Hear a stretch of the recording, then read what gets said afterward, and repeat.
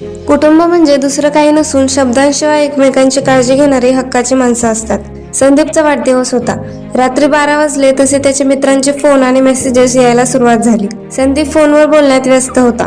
तेवढ्यात खोलीचा दरवाजा हळूच उघडला आणि आई हातात पेढ्याचा बॉक्स घेऊन आत आली. तिच्या मागे बाबाही शांतपणे उभे. आईने संदीपला पेढा भरवला आणि म्हणाली, वाढदिवसाच्या खूप खूप शुभेच्छा, खूप मोठा हो.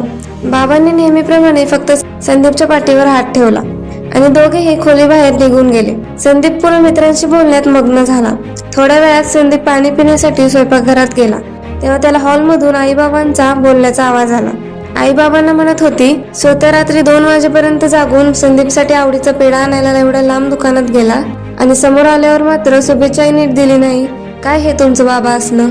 त्यावर बाबा अत्यंत शांत स्वरात म्हणाले, अगं, मुलाने मित्रांसोबत आनंद साजरा करावा. माझ्या शुभेच्छा त्याच्या पाठीवरच्या हातात नेहमीच असतात. मी बोलून दाखवलं नाही तरी त्याला माझ्या प्रेमाची जाणीव आहे. संदीप दारातच थांबला. त्याच्या डोळ्यात पाणी आले. त्याला समजले की जगातील सर्वात मोठे आणि निस्वार्थ प्रेम हे शब्दात नाही तर वडिलांच्या त्या मूक काळजीमध्ये आणि आईच्या त्या मायेत लपलेले असते.